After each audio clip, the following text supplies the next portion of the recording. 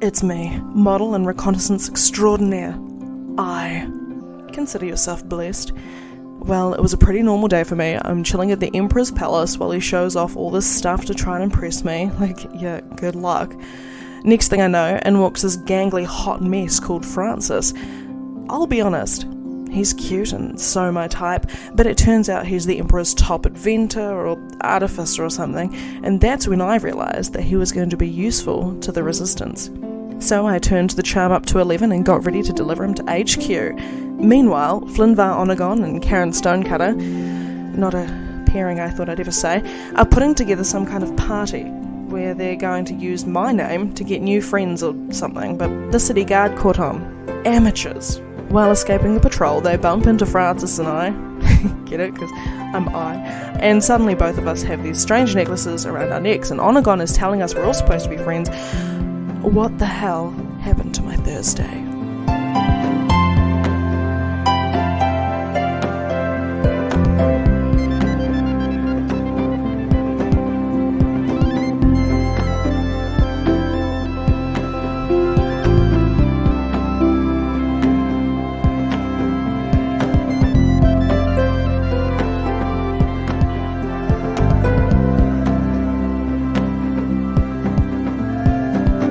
Kia ora everybody, and welcome to the terrible adventures of the Genesis Griffiths Parchment Company. We're up to part 4 of our The Wish Scroll arc. My name is Penny D. I'll be your Dungeon Master today in this alternate world in which we live in.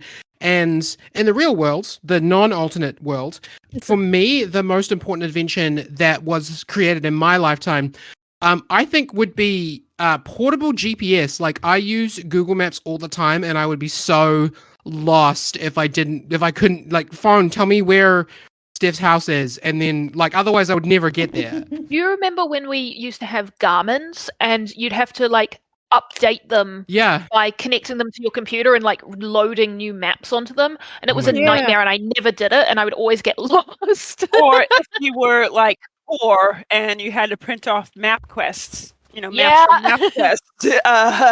Or you just had like one of the AA brochures that folded out. The big, huge paper map, and you had to figure out where the heck you were. Yeah. And the driver is like, what's the next road we have to turn down? You're like, it's too small, I can't read it. Liz, I think you might have needed glasses, honey. I did need glasses. Hey, I'm Nate, and I play Flynn, the Halfling Bard. I'm currently the CEO of Onagon War and Weaponry. Oh no. Oh no. Oh yes. So I was born in 87, so I was just born after all the cool things. But Bluetooth counts. I looked that up. Yeah, Bluetooth is what, 2000? No, it was like 89, I think. Wow, okay. Yeah, Bluetooth has been around for a while. Sorry, 1994. Well, there you go. Yeah, I just love it because I don't like giant cords dangling in the way, so just connecting to things and having the freedom of movement and not doing that Greek wedding scene where you start walking away with the headphones and you get jackknifed back. Oh my god. Yeah. That was my life. Love it. So thank you, Bluetooth. Hi, my name is Stephanie, and I play Frankie, the man, the myth, the legend, the artificer, the human, and, you know, pretty much the world's greatest inventor. Just don't ask anyone else because they'll deny it. All those deniers out there. Those deniers, those Frankie deniers. Speaking of inventions, an invention that I personally think is one of the best in my lifetime is probably the ability to 3D print. Nice. I just 3D printed this thing called a Ringosaurus because the name sounded funny, and it's like a little like Bronchosaurus, but you put your rings on it. Oh, that's beautiful. Do you have your own 3D printer? I do now. Yes. Oh my god. Oh, great. It is the filament one, and I've been playing with it. Is 3D printing one of those things that's really recent, or does it just seem recent because it's become one of those things that is more common for people to have one now? I think the angle I'm more going for is the ability to 3D print almost anything, from Ringosauruses to like pancreases and, you know, that part is crazy. Like, you 3D printing and stuff. I think that is amazing. That event, like, we will have the ability to, you know, print somebody a new heart. And yeah, it's manted. Like, awesome, but manted. Yeah, you know, crazy. I think that's my favorite thing about 3D printing is the capabilities that hopefully we'll have, as long as big 3D printing doesn't come in and Oh my stop god, yeah. So I just googled it because I'm really curious. But 1984. Okay, so that's a little out of my lifetime, but I was born in the 80s, so I'm counting that. Yeah, take it. Well, I mean, my gosh. 1984. It's kind of like he made there was a patent made. Yeah. But that doesn't necessarily mean that they were like printing. This is straight up a history podcast now. Yeah, someone thought of teleporting in the 70s, but they still haven't quite got it yet. You're telling me people can't teleport yet? What the hell? What the hell? It's very frustrating. Hi, I'm Poppy. I play Idafer, the Tiefling Rogue. Currently, the model/spy. Oh. And my favourite thing is really dumb, but it's Steam, which was apparently created on the 12th of September 2003. That's not dumb. Steam rules. Yeah, Steam is what happens when I boil my jug. Yeah, I'm thinking actual Steam. I'm talking about the software you can download to purchase games. It was created by Valve, and it is fantastic because it's been a fantastic platform, especially for indie game developers. Yes. To create fantastic games that no one would have ever created because they're not like AAA spec. And they're so cheap, and there's always sales. It's currently the Steam Summer Sale, and I'm freaking out because there's so much good shit. So yeah, it would be Steam. That's a good selection. See, no, I think Steam is a fun one. My favourite invention is boring. My name is Liz, and I play Karen, the Dwarven Barbarian, who is currently a CEO and a rebel. This is very Karen of me, I gotta say. My favourite invention since I was born is the robot vacuum. It's the robot vacuum. I hate vacuuming. Tell us more about your robot vacuum. I hate vacuuming. It's too loud. It takes a long time. It doesn't work. You have to do it all the time. Dogs start barking. Yeah. And it's boring, and you can't listen to music because your stupid vacuum cleaner's too loud all the time. And then you buy a robot vacuum, and you leave the house, and you make it go before you leave the house, and then you come back and your house is clean. And your mind is clean. And you have a new member of your family that you can pack bond with. That's true. And I also have a new member of my family that my friends can call extremely stupid nicknames. Please enlighten us. Without any input of my own, my robot vacuum has been called Suckboy. So that lives in my house now. Well, this isn't a, technology and advancement of humanity podcast. It is a D&D podcast. I feel like we probably should acknowledge podcasting as an invention of the last, 30 years. Otherwise, we might all disappear. Maybe we'll stop existing. So podcasting, also pretty good. Podcasting, pretty good. We're up to part 4 of the Wish Scroll. Do we all want to play some Dungeons and Dragons? Oh, yes. Yeah! Yes, please.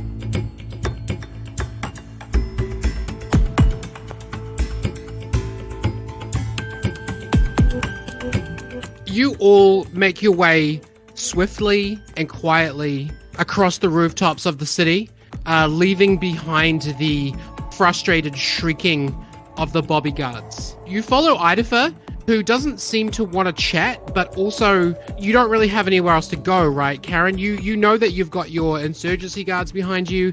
Flynn, you've finally got everybody together, so you just want to keep everyone together. And Frankie, well, a very attractive boy told you to follow him, and that was really all you needed to be a part of this motley crew. I mean, yeah. You travel for about 40 minutes. You end up back on the ground level, and Idafer hands out a few cloaks for you all to travel in, just so that you're not spotted. And you travel north, and eventually you find yourselves at a rather large wrought iron gate. And Flynn, you actually recognize this place. You've been here once before. You find yourself at the front of the Marvelous Mansion Estate. Huh. So Flynn's got his little hands on his knees, and he's Oh, I'm so glad everyone's all together. I can't wait to have a chat with you and explain everything. Why are we here? I don't know what this is. Does this place have significant memories for you, Glenvar, from the other place? Yes. So in our... Wait, what? Maybe we should explain all this somewhere a little bit safer? This'll do. Yeah, but I'm concerned about going in here and meeting Marvelous because he's the one that he's a bad guy. Why would he be here? He's literally not here. This is his house? No.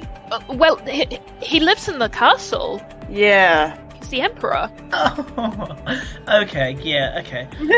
Who lives here then? Idafer, I can answer that question if you would like. Yes, please. Idafer, some time ago, about 18 months ago, when Marvelous usurped the throne, he obviously sold up some of his property to free up some cash, and the leader of the resistance just happened to buy it from him because this is the last place that the emperor would look to find someone who was trying to overthrow him. Nice. Yeah, which makes sense. That's good. Idafer, you have to give the secret signal to be let in through the gate. So what do you do? I vogue.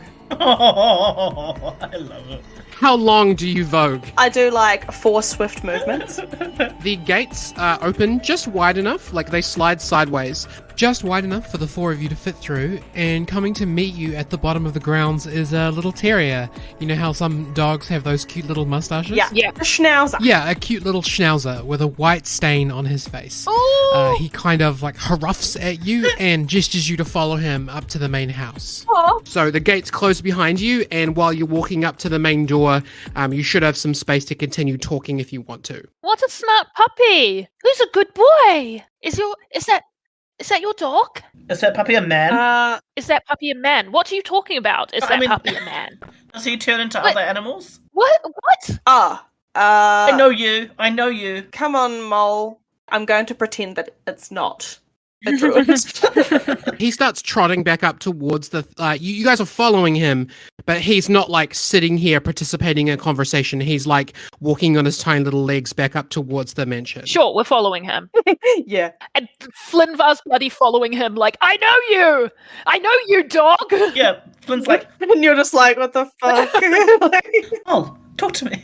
Frankie is sneezing. Allergic. I rolled a constitution check to see if he's allergic to dogs, and he rolled this world like is- 3. So I'm gonna say he's mildly allergic to dogs. I wonder if a druid, when they turn into an animal, they like take on like the dander of Oh, no. I guess they would.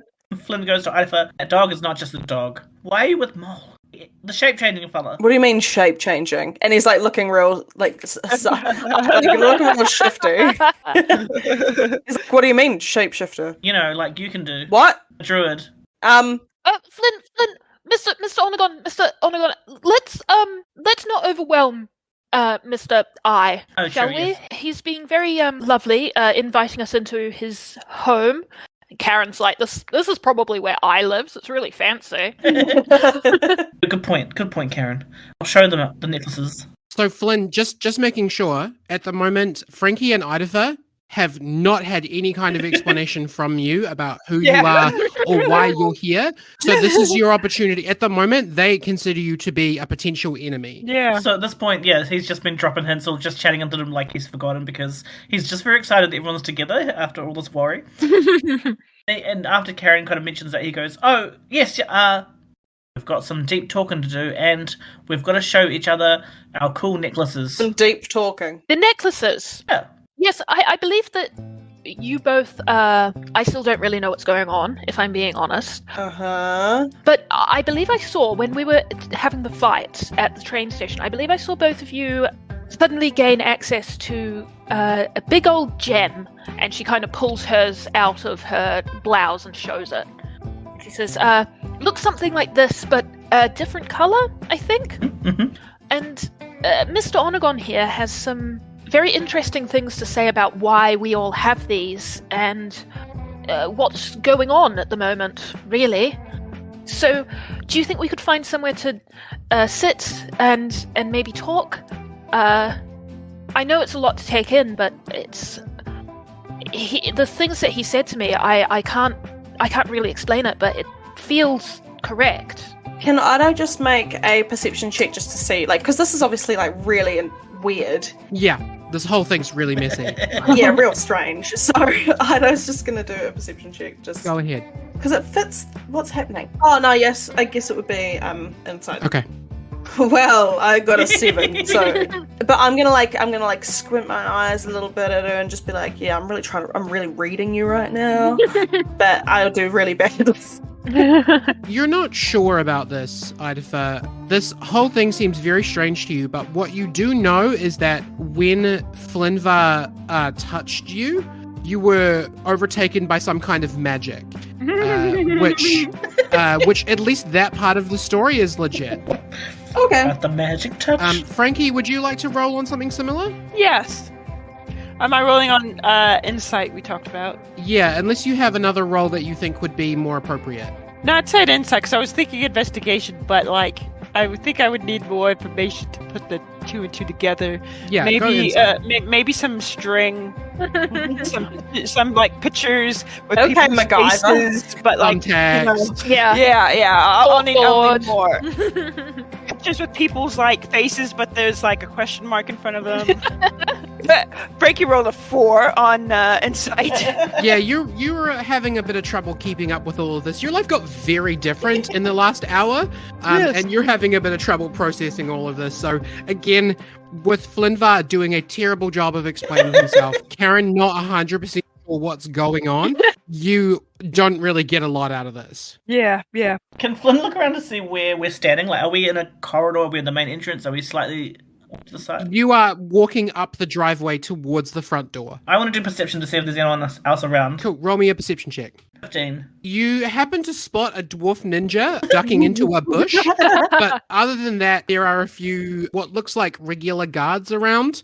There's a guy working on the hedges that's watching you a bit more intelligently, a bit more security-wise than you would expect from just a gardener. Oh. Yeah, this whole place has a bit of a clandestine vibe to it. I'm going to motion everyone to huddle in, and then I want to roll perception to do, like, you know how at the beginning of a book you get, like, the this is what happened in all 4 books if you didn't bother to read them. Okay, you want to roll performance to do a recap without actually saying it, right? Yeah. Yeah, okay. Roll me a performance check. And we can just edit in all of our, the precincts. No, that's too hard. 28. Nice. Wow. So Flynn gets a little bit like he's tired of being flustered with his words, and he kind of grabs you guys and sort of drags you over towards this fountain that once upon a time you guys had thrown a guy whose legs you had chopped off in, and he'd been consumed by hellhounds. Oh, yeah. Oh god, I forgot we did that. You drag your friends to this fountain, and you actually gather your sales pitch voice, and you really start to explain to them what happened. You tell them that you are from another timeline, and that Emperor Marvelous wished to alter the timeline to make himself the emperor, that you guys used to work together, a little bit about your adventures. Karen, you're hearing this for the second time, and you're noticing that once Flynn gets his shit together, it's quite consistent. Frankie and Idafer, whether or not you believe him is up to you, but he actually gives you the spiel about what he's doing here and why he chose to seek you guys out. Do you believe him? He gives with a 28, he gives a very convincing performance. Yeah, I think I would just, like, with a number like that. Yeah. I mean, I just re-rolled Insight and got a 19, so I'm a little bit more insightful. Yeah, so you're a little bit more on board now. Idafer, why don't you roll me one more insight check? Okay. At advantage because of that really good performance roll? Yeah, why not? Yeah. Yeah, that's an 18. Yeah. So. Yeah, now that you guys have stopped your bustle and Flynn can actually, like, sit and business pitch to you guys, like, the whole thing seems crazy, right? But also, like, there's some stuff in his speech that is very on his side. One of the things being, you've both heard of Flynnvar Onagon before as this horrible, bloodthirsty businessman. This guy is nothing like that. Yeah. The other thing being, the head of the Insurgency is apparently on his side, which is another thing that he has going for him. You're not 100% sure that you, like, buy this, but it definitely seems like there's something to it. Yeah, fair. And he knows things that he shouldn't know, right? Like, he knows that... That's exactly he right. He knows about Mole, and he probably said something about Master Spec, and, etc., etc. Yeah, he knows a few things that he shouldn't know. Your sister's names. He would have no reason to know that. He knows that I'm a druid. Yeah, he knows about your powers. Your cat. He's able to explain to you inventions of yours, Frankie, that he's seen before, that you've either in this universe only conceived of but never actually built. And so, there's definitely something going on here. Idafa, after a couple of minutes of sitting and humming and hawing, you figure that you're expected by this point, so you start leading the group up to the main door. Yeah. Okay. At the door, there is 2 children, basically stacked on top of each other, wearing a coat. My boys! Flynn, you recognize Tuffle and Truffle. Yes! They say the one on top is wearing a very silly moustache and a hat with some devil horns coming out of it. Oh my god. And he says, password. Oh, I bet it's pudding, Fluffles and Truffle. Fluffles and Truffle. Fluffles and Truffle. Can we pretend that actually is the password and they're like, what the hell? They're like, it was pudding. How did he know that? How did he know there's 2 of us? It's very obvious that there's 2 of them. Yeah. Frankie rolled a natural 1 on insight for that, so This strange, lumpy mustached gentleman seems very put off. The guardsmen / guards children allow you to enter, and you walk into the foyer space of the mansion. Inside, it's very busy, very clandestine. There's a big schedule up on one side. There's a lot of people bustling to and from. And in the corner of the room, both Idafa and Flynnvar, you can spot Master Spec speaking with Poet. I would just like to confirm something. Yeah. My relationship with Spec, is it do I have a real respect for him, or are we quite on the same level? At this point, having worked for him for so long, you trust him. I think any more than that about how much you like him is up to you. Okay, sweet as. I'm just, thinking about how I'm going to greet him. But anyway, continue. And so, Idafa, you're the only one in here who knows the drill. Even though Flynn knows who some of these people are, you're the only one who actually has been here before. All right. I guess off the bat, does anyone need any refreshments? Oh, yes, please. Yeah, yes. actually, I would love some tea and some cake if it's on offer. It's not. You can have some water, and I think we have some basic rations. Truffle, can you go grab something, please? You got it, boss. Just the water then for me. Once they're inside, Tuffle hops off of Truffle's shoulders, but doesn't do anything about this big long coat that's trailing behind him. So as he walks out into the kitchen, trips over several times while his brother kicks him every time he tries to get up. Oh! Jumps off his shoulders and Frankie's like, ha!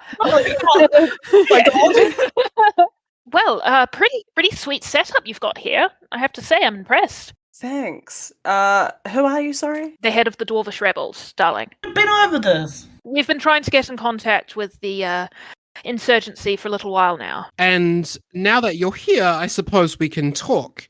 After you said that, Master Spec and Poet, having seen Idafa, have made their way over, and he walks up to you, Karen, and says, Mrs. Stonecutter, very nice to meet you. Welcome to the Resistance.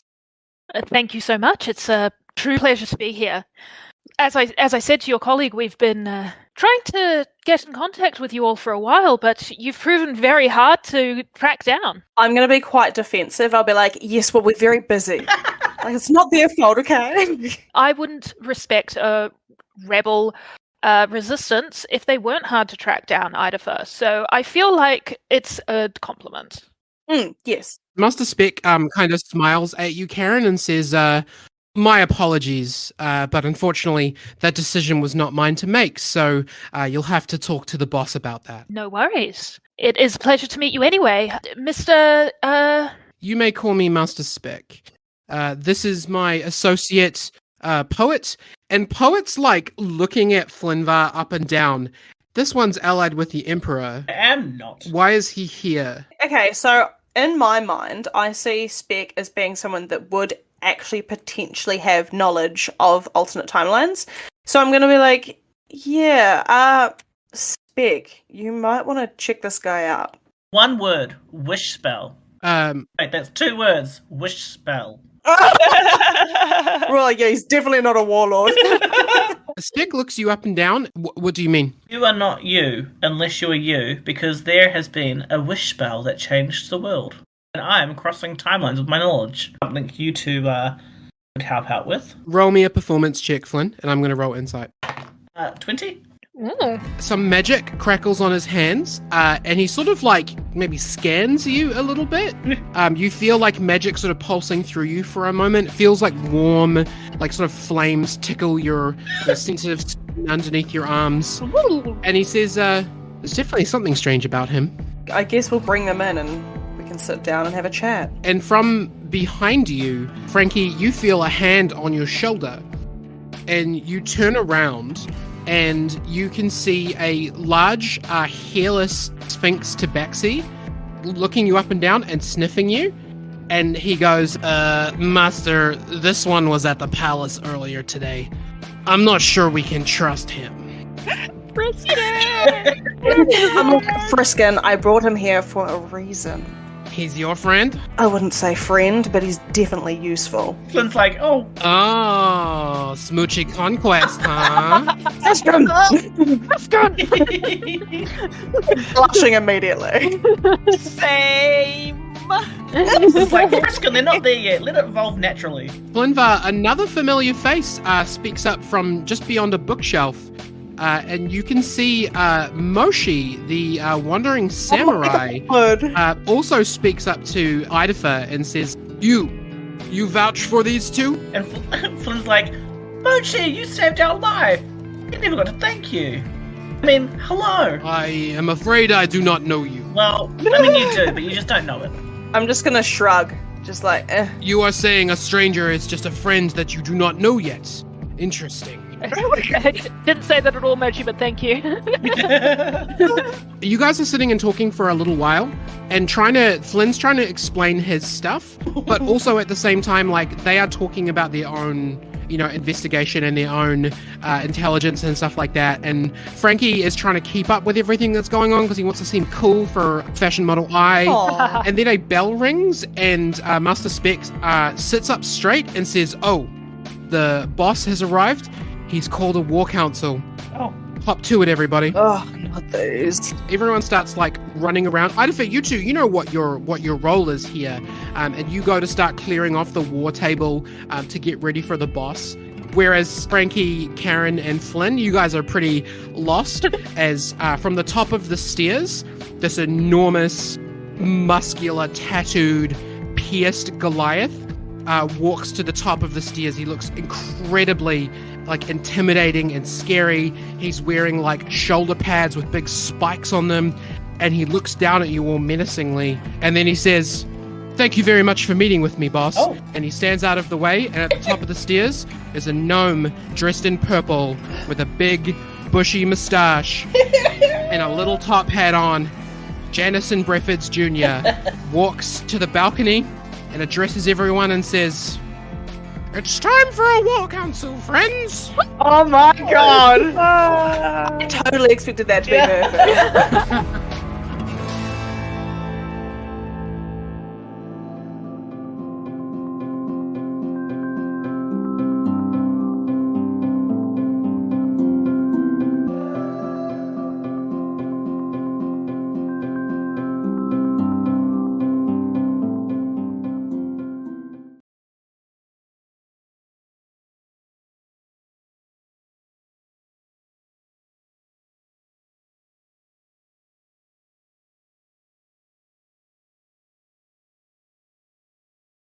Kia ora, Penny here. My apologies for the late release.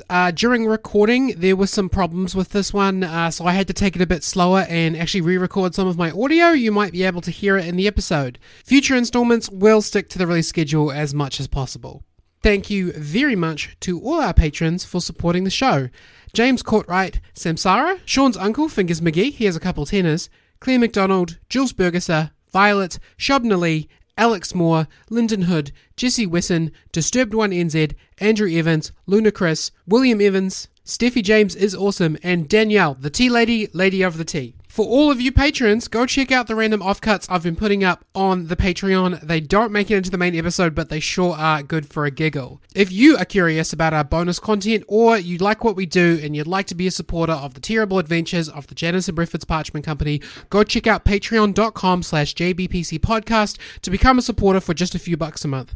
You can also find us on social media at facebook.com/Janice and Brifford's Podcast, or on Twitter at @jbpcpodcast. Music credits thanks to Diala for All That I Am, Jimena Contreras for Alpha Mission, Unicorn Heads for Beginnings, Quinsas Moriera for Boom Bap Flick, Track Tribe for Flying, Half.Cool for Gemini, Ryan McCaffrey for Point Being Go By Ocean, Telecasted for Riding Into the Sun, Jeremy Blake for Science Montage, and Anno Domini Beats for Warzone. Our next episode will be out in 2 weeks on November the 26th. We will see you right back here then, unless it's late, which it won't be, but unless it is, goodbye for now.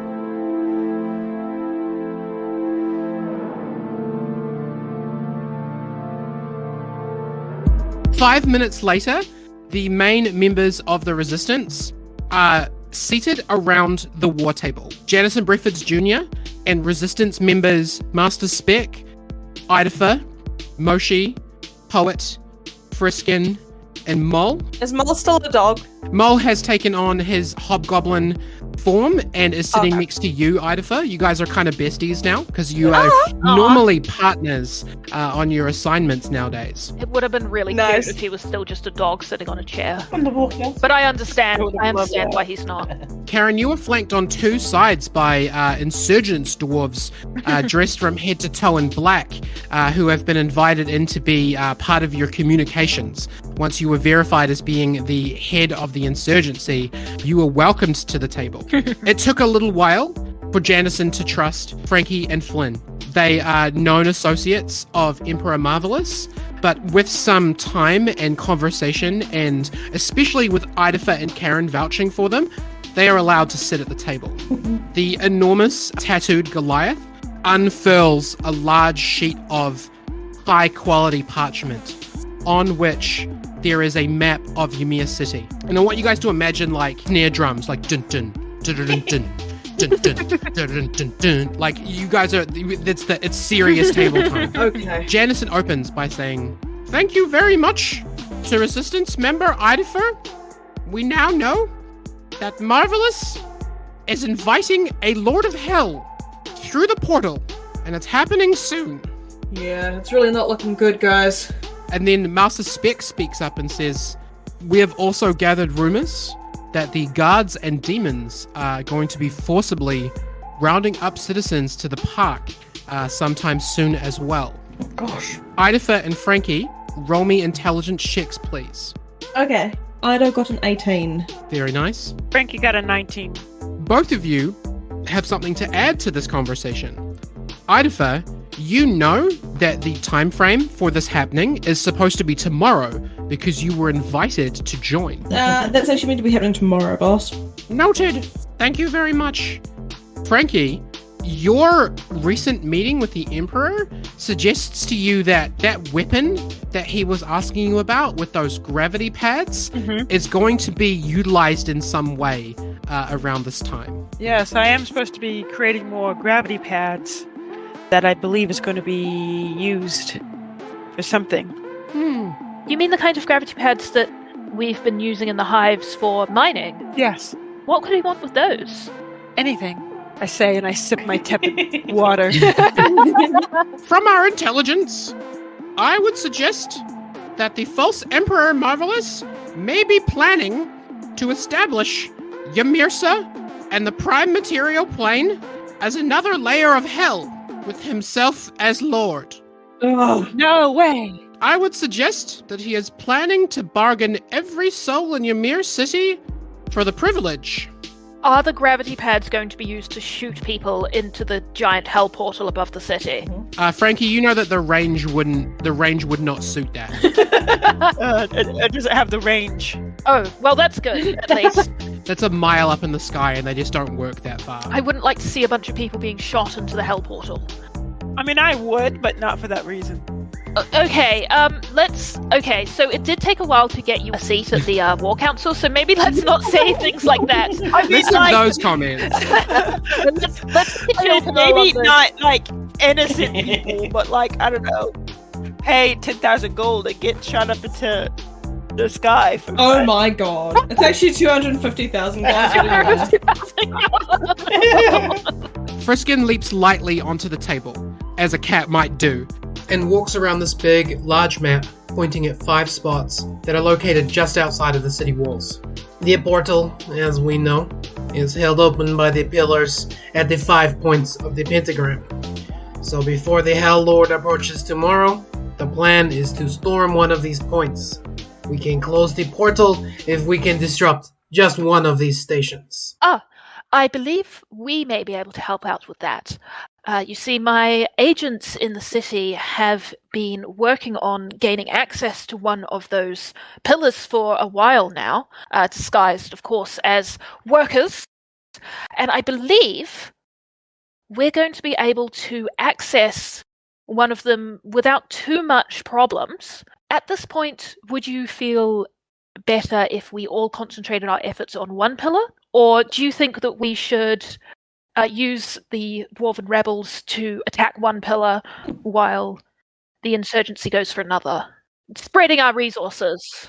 Karen, everyone is really picking up what you're putting down and enjoying this, and like there's a lot of murmuring about having the numbers of the Dwarven Insurgency to help with this plan.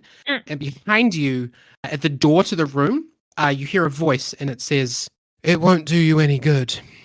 And you turn around and you can see a pale woman with like a bird's nest of hair with smeared mascara across her face. Flynn, you recognize the administrator immediately. Oh my god. Oh! Idafer, you only know this person as being the like PTSD racked person who has not said one word since they've been here for 18 months. Mostly just drinking themselves to sleep in some of the upper rooms. What name do I know them by? You would know them by Minnie. I get it. Minnie, what are you doing up? Flynn's just absolutely shocked. His jaw went wonk. This is the first time that you have seen her not put together. Yeah. She is a wreck right now. She looks like she hasn't showered in like days. Ew. Right. Janderson says, "The Resistance recognizes the administrator? What do you have to say?"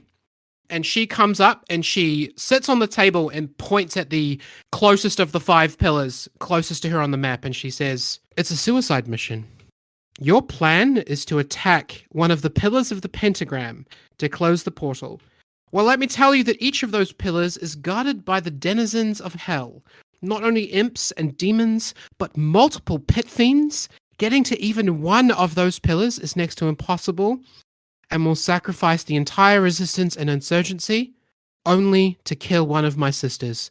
I simply cannot have it." And do you have any better ideas? Karen's a bit annoyed now because she thought she was putting down something really good, and this drunk woman has just come in and been like, "That's not going to work. Fuck you." Actually, I do. Oh? Each of those pillars is powered by one of my sisters. We are divine constructs that they are forcibly channeling hell magic through in order to maintain that enormous eyesore in the sky. Oh. My sisters were one by one bested and captured, and even my banished sister returned only to take my place. Oh dear. Oh. It should be me out there. I'm sorry. That sounds very hard.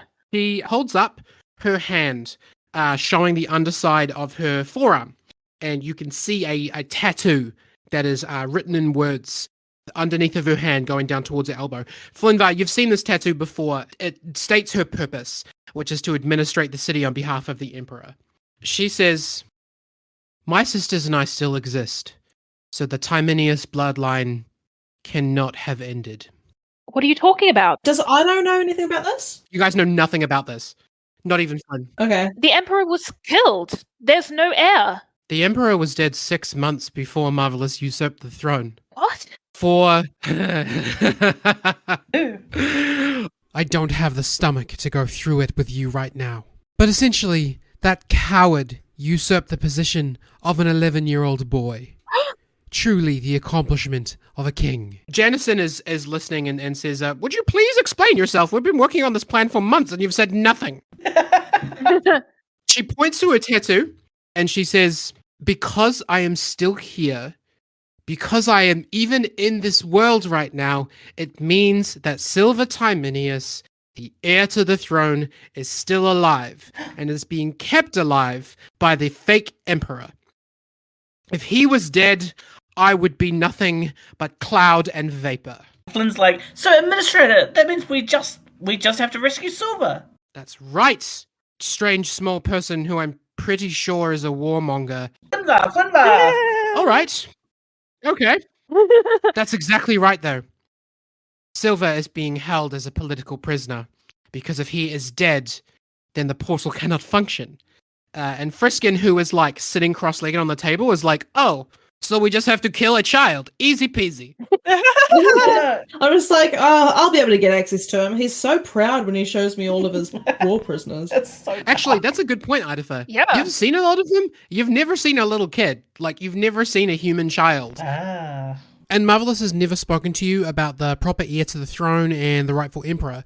All the times that he's bragged about his political prisoners, you've not heard of or seen this one. Okay. So what? We just have to break into the castle and save a child that no one knows where they are, because, I mean, he hasn't shown off this child to his most promising young model. And then what? The hell portal will still be there. Master Spec actually speaks up at this point and he says, actually, this is very good. If we can liberate the true emperor and show not only the crowd, but also the demon prince that Marvelous has no right to claim the empire, this may work. Devils like these hell lords are very, very focused on their rules. Oh. If Emperor Marvelous is bargaining with something that he does not rightfully have, this may actually work. Interesting. The administrator points at a spot that some of you would recognize and says, this is where you must go. Break into the Ymir City prison and break out Silver Tymenius. I know he's there, but I don't know where. Okay. Out of curiosity, would I have experience at the prison? No. No, I wouldn't think so. It's not connected to the palace, and you would have never had a reason to go there. Yeah, nah. Janison stands, making himself only an inch taller, standing on his chair. All right, this is probably a better plan than a suicide mission. How about this?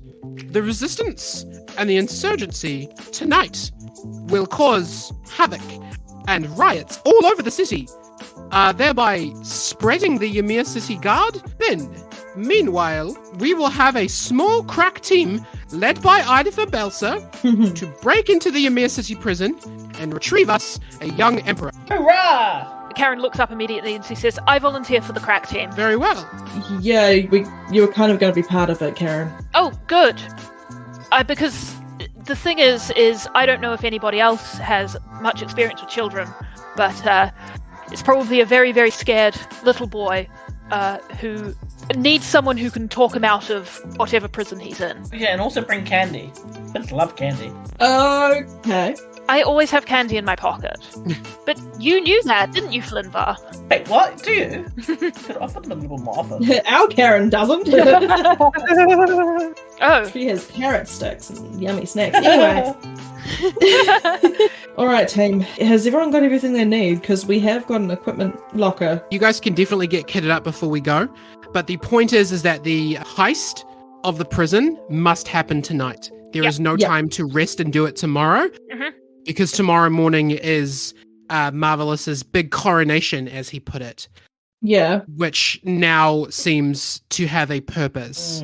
Dark. So, Idafer, you have been given... They basically say that they're going to be using almost all of their resources, but you can choose 4 people, so a total of 5 people, to join you to break into the Ymir City prison. Who will you choose?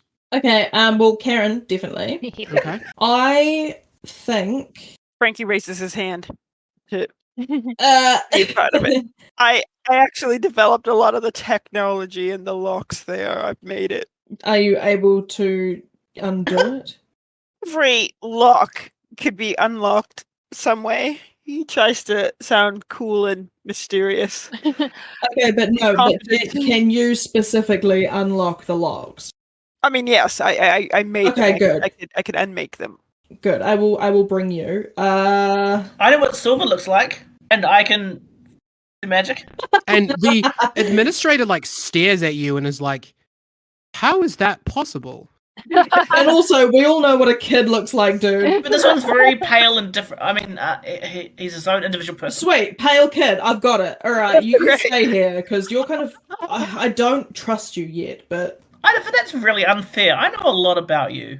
Well, that's terrifying. How is it unfair? I can fight. And he summons his sword.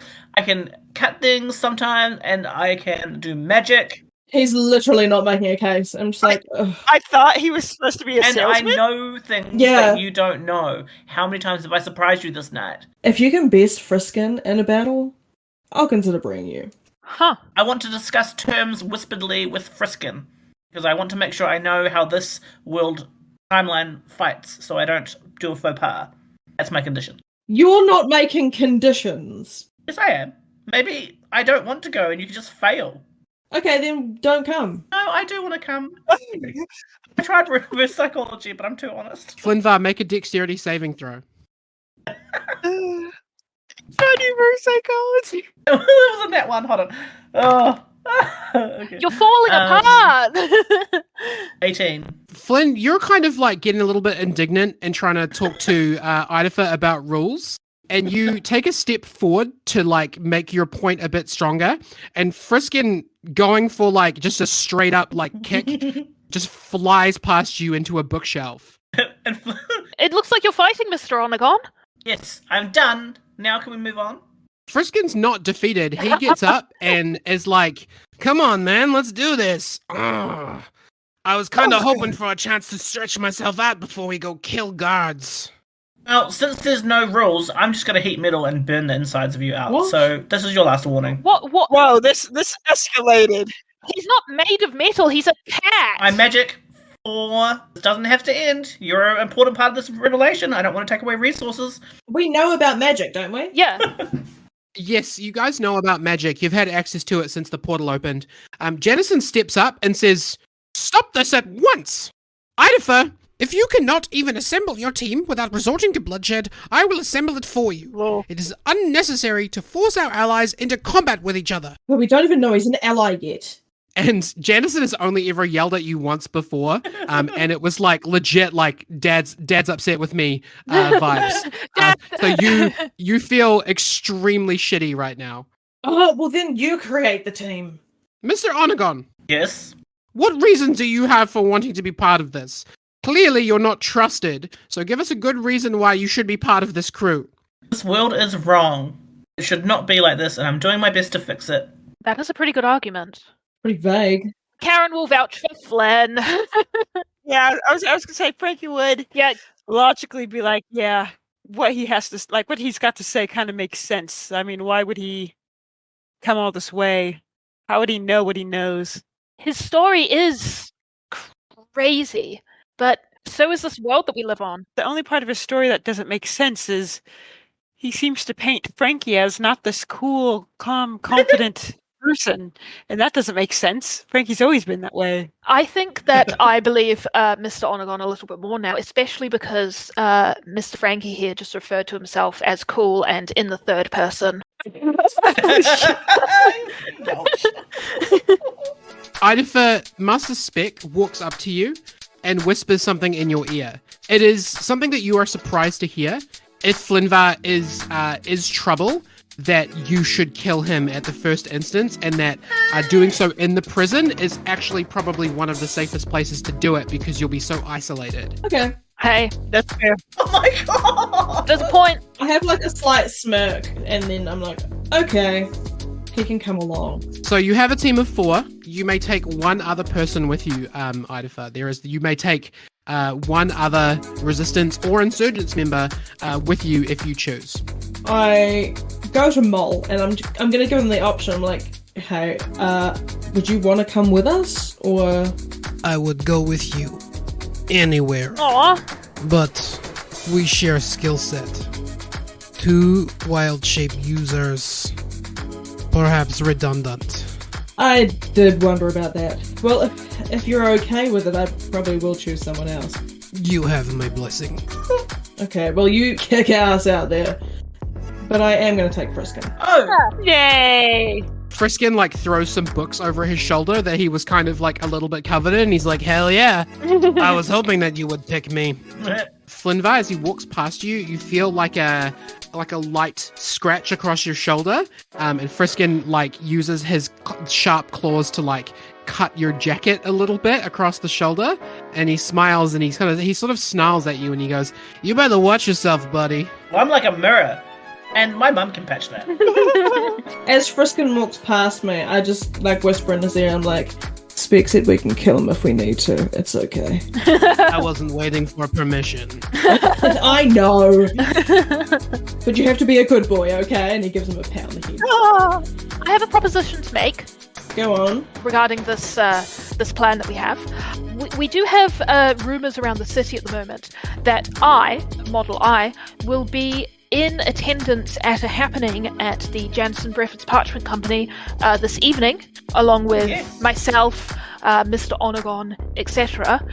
Do you have any high-level magic users that could possibly, I don't know, create some illusionary people, or possibly do a little bit of shape-shifting, just to create the illusion that we are at a party which everybody thinks is a high-level rebel meeting? Which, let's be honest, it was going to be, while we go into the prison. Oh, you mean people that can, like, pretend to be ours? Yeah. Yes. Do you have anyone like that in the rebels? You basically wanted to create an alibi for yourselves? Am I hearing this right? Yeah. Yeah, Tuffle and Truffle volunteer for this. With their coat. So I don't want to know but you, Liz, because I think this is a cool idea. The original happening was planned for tomorrow afternoon after the coronation. Oh, yeah. Oh, well. That's my only thing, but that's fine if you want to call that. Yeah, that's cool. Let's bump it up to tonight, and let's do like a pretend party. One of my dwarves can probably be Karen, but then we just need some people who are able to pretend to be the other ones. I feel like Tuffle and Truffle would be me, just because they see me all the time, and they already have a hat with horns, so... Yeah. Tuffle and Truffle 100% volunteer to be Idafer and start, like, pretending to be a hot guy. They're like, ooh, look at me, look at my abs. Doing a pretty good job. I'm just like, ugh. And the administrator, actually, seemingly invigorated by this plan, actually volunteers to provide some magic services in order to create an illusion of, you know, a crowd and some people. I think it was like she dresses up as Frankie. Karen, actually, one of your Insurgents members walks up to you and kind of looks like you a little bit and volunteers to play you. And Flynn, you actually recognize this person as being Alicast, although she has not identified herself to Karen. To Karen, she's just a loyal member of the Insurgency. Oh, really? Yeah. Not gonna say anything. Karen says, thank you, soldier. Your loyalty is appreciated. Do get out of there once the guards arrive, will you? Yes, ma'am. Thank you. And she salutes and turns to leave. Bye. Did you know her, Flynn? Yes, you should look out for her. And trust her. Okay. Well, I do. You might be very relatable to each other. Well, okay. I've done a lot of work getting back in contact with the members of the Hive, so I'm not trying to rock the boat over there, all right? Let's maybe talk about that after we rescue this young emperor. The next 30 minutes or so mostly involves Janison sending members of the Resistance, and with your permission, Karen, members of the Insurgency out to certain areas of the city to get ready, and on a signal, they're basically all going to start, like, raids, fights, explosions, fires, all simultaneously, so that the Ymir City Guard is unable to keep up with all the reports all at once. Karen gives him full permission to control the Insurgency, because, after all, he does know the town the best. After all, the rebels do know all the town the best. There's a moment where he, like, real nonchalantly asks you, like, how's the old paper company going? Oh yeah, it's good. Aww. I knew that when this whole thing went down, that somebody would need to do something. And while I had heard that your husband was in charge, it's nice to see the place in such good hands. Yes, well, we're doing our best. Obviously, it's a bit hard to keep a company going at the moment in the state that the city's in, but we're doing our best. We've obviously got a lot of good contacts with the hives at the moment, but Barry's... you've probably heard already. I mean, Barry's gone missing. I didn't really know what else to do except for step up. I look forward to working together again. So do I, Janderson. You're a good boss. Let's do this. Let's do this. Montage. Yeah, montage. Montage. There is no short rest to be had here, but you can all equip yourselves with any weapons or consumables that would be available for you at the Resistance HQ. So if anyone has any spell components or anything that they need to be able to kit up their inventory, you may do so. You cannot take magical items, but if you ask now, I might give you permission for some of the stuff that used to be in your inventory. Ooh! I feel like we would probably have a couple health potions available. Yeah, would that? absolutely. Yeah, okay, cool. Yeah, everybody take a potion of health. Okay. Which would be 2d8 plus 4. I would like to suggest that I would have an earring of understanding as absolutely. a spy. Yeah, that's probably something that I can imagine that you would have had with you. Yes, absolutely. I would like to suggest that now that Karen is kind of like a ninja leader, she's become more well-versed in sneaky fighting. So I would like to grab 50 foot of rope, a block and tackle, a bear trap, maybe 10 candles, and a pack of ball bearings and a pack of caltrops. That is all fine. You can have all of that. We're not including armor, right? So I can still wear my Bracer of Sacrifice, which gives me 1+ AC. Yep, that's fine. But can I also bring along my oak dentures? It bites through wood. Sure. Yeah, you find a random pair of false teeth that you happen to recognize that was once in your bag in the old timeline. Yeah, go ahead, take that. And I look at him just like, no one ever uses those. What the hell? I guess mainly just spell components, because I can't get anything else I had before, though, can I? You could ask. Depending on what it is, I might give it to you. Oh. I was thinking of things like my shield and breastplate. Well, you made those, didn't you? Yeah, those were things that you invented. Yeah. Well, let me ask you, when you left the house this morning, did you have them? I thought I just, in general, didn't have them because, the thing with the breastplate and the shield, because the shield hides into my little bracelet-y thingy that Frankie always wears. Likewise, he always has his breastplate on underneath his shirt because it also kind of looks like it has abs, so it looks like... Oh my god. My question to you, Steph, would be, when this universe's Frankie left the house this morning to go to the palace, did you have them with you? Yes. Then you have them. Yay! Okay, in that case, I would just probably take the spell components, anything I might need, and that relation. By the way, now that you will have your amulets, you all have access to your magical weapons that you would normally have as well. Lovely. Speaking of, I think Ido would have a bit of a play around because I think he only took out a dagger last time, so he doesn't know about Command's backup or Hekate's resolve. So I think... Flynn, would you tell him about the weapons he should have in there? Yeah, I think it's part of getting ready because he would just assume you guys don't know anything. They'd be like, "Oh, it was handy when you used this, remember? Blah, blah, blah, blah. Stabby, stabby, withdrawal. Stabby, stabby, withdrawal." They'd badly explain it to you until you've tried it. Is that okay with you, Hoppy? Yeah. Flynn gets some honesty points from you because he tells you things that you should have within this necklace, and it turns out that, yes, he's actually correct. You do have them.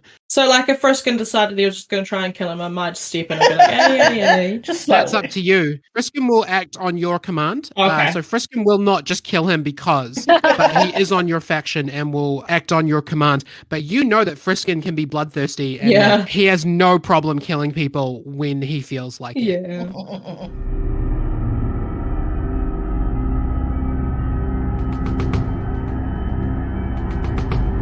So party, it is approximately 90 minutes since the end of the War Council. You are still in the North District. You are sitting across the road from the main entrance to the Ymir City prison. You have had yourselves a little look at a blueprint of the building, and you know that it is 1 story on the surface and then at least 3 stories underground. Most of the cells go down, not up, and you've had yourselves a little look around. You have no idea where to find your target, but you know that he must be inside. You have equipped yourselves, mentally prepared yourselves as much as possible. You have Friskin on your team, so anything Friskin can do, you now have as part of your heist plan. Just to clarify, I chose Friskin mostly because I assumed that he would be good at things like lockpicking and stuff. Sneaking. Is that true? Yeah, the thing is, Frisk, you are actually the best lockpicker that the crew has. Oh, no. Friskin is fast. He can be extremely quick when he wants to be. He's also very stealthy. And he has martial arts. He doesn't need weapons to fight. He got his claws. Yeah, so that is what you have added. But he wouldn't be better, for example, at picking locks than you. He'd just be adequate at it. Okay, sweet. So you are currently waiting on the signal.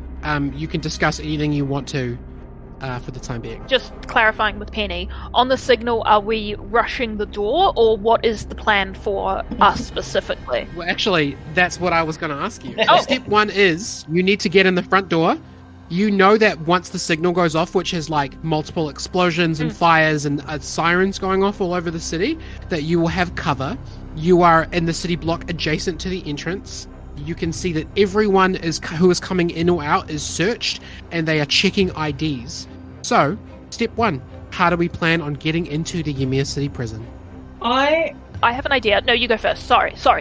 You're one of the rebels. I would just like to check, would Friskin as a tabaxi have better eyesight?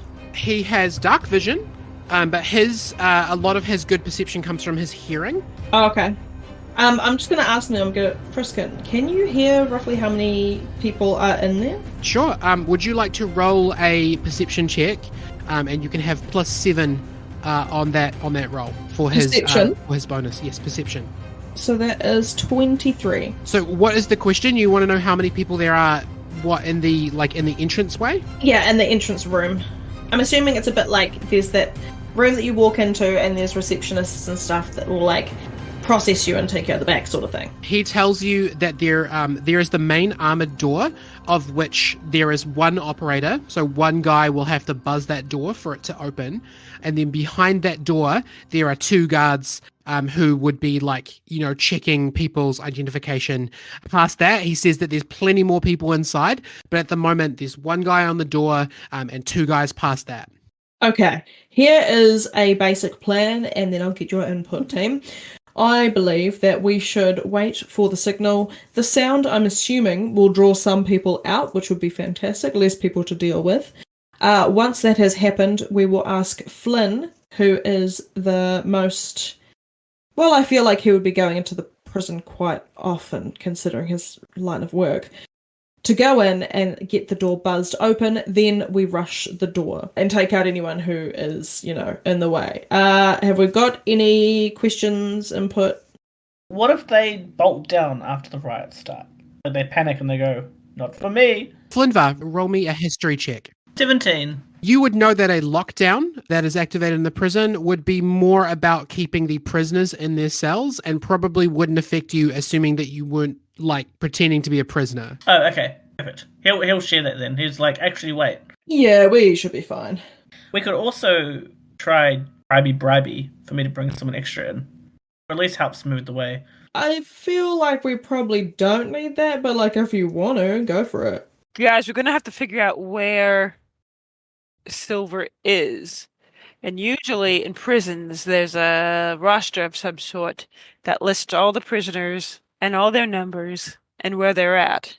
Ah. And I would also assume that he would be a high, profile prisoner that probably maybe have beefier security, potentially. Great point.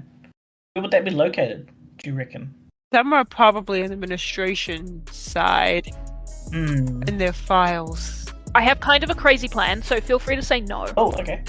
So as far as these prison guards know, Because if being the leader of an organization has taught me anything, it's that it's very, very hard to talk to everybody about everything. And the people who are just doing guard duties often don't get to know a bunch of stuff. So I'm betting that as far as these prison guards know, Mr. Onagon is still the warmongering monster he's always supposed to be, and Frankie has the ear of the Emperor. What if they pretended to arrest us, and during the confusion, bustled us past the guards, and straight into the administration to get us all locked down, and once we're there, we can turn on the guards with us and lock it down. That is a good point. That's actually a great plan, Karen. I have to admit, though, I wouldn't be able to go in as myself because, well, true. People have seen me with Marvelous. But that's okay, I can sort that out. As far as I know, Friskin, you've been on the radar for a little while. I am wanted for a lot of money. Yeah, he actually has a running record at work. It's quite weird. That's a great idea, you guys. And we all know that I've been watched for quite a while now, so yeah, maybe Frankie and Flynn bring us in. Sounds great. And you can get in yourself, you said? Well, I might need one of you to hold me. Okay, I don't know what that means, but I presume I'll find out soon. If you go in a shape that's smaller than a baby fairy dragon, then you can go under my hat. What is a fairy dragon? We can't discuss that right now. I'm as well. Very curious about the fairy dragon, but I can't talk about that with you right now. So, we're all agreed on the plan? Yeah, we break in like you said, Idaho, and use Karen's idea for how we get in. Perfect. Alright, in that case, and Ido will do a druid shapeshift into, I'm gonna say, a mouse. Totally. And Friskin will catch me because he knows what I'm up to. And he'll pop me underneath Thing's hat. Just so you know, as you hop into the hat, you notice that there's like, you can't see them from the outside, but on the inside there's these little like pinpoints all the way around the inside of the hat to give like a 380 degree to Wowie when he's in there. A 380 degree. And there's little pouches in the hem that's got like some crumbs in there and like a gold coin. Aww. I'm gonna pull on your hair as a joke. You know, like, and try and control you. Hey! Ratatouille! It's sorted in there. Okay, so all of you, with somewhat of a plan in mind, crouch in place, waiting. And after a few moments, as expected, you hear an explosion. And then another. And then another.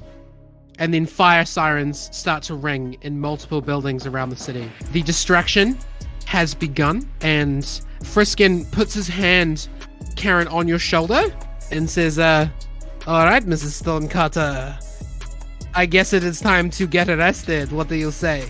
Karen grins and says, I've always wanted to be put in handcuffs. The infiltration and heist of the Ymir City prison has officially begun.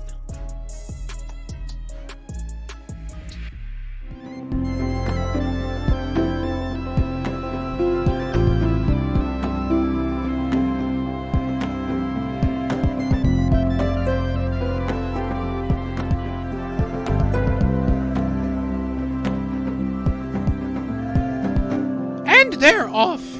Jandison Griffiths here. Thank you very much for listening to the show, and just remember that it's never too late for a career change. If you want to be the leader of a rebel alliance, you should get up and do it, even if you're over 30.